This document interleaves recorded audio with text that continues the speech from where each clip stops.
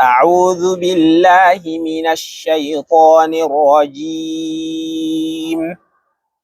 بسم الله الرحمن الرحيم.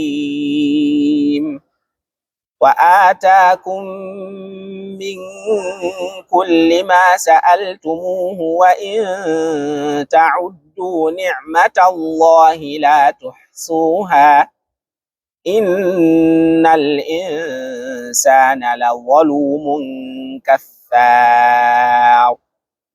وإذ قال إبراهام رب اجعل هذا البلد آمنا واجنبني وبني أن نعبد الأصنام رب إنهن أضللن كثيرا من الناس فمن تبعني فإنه مني ومن عصاني فإنك غفور رحيم. ربنا إني أسكنت من ذريتي بواد غير ذي زرع عند بيتك المحرم ربنا ليقيموا الصلاة فاجعل أفئدة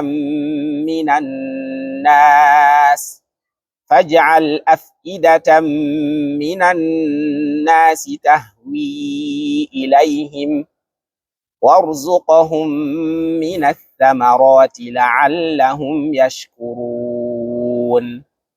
ربنا إنك تعلم ما نخفي وما نعلن وما يخفى على الله من شيء في الأرض ولا في السماء.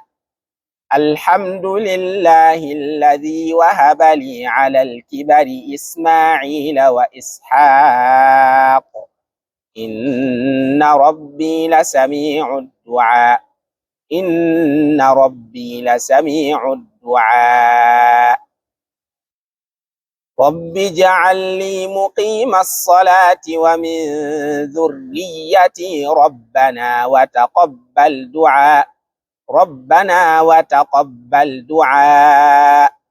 ربنا اغفر لي ولوالدي وللمؤمنين يوم يقوم الحساب.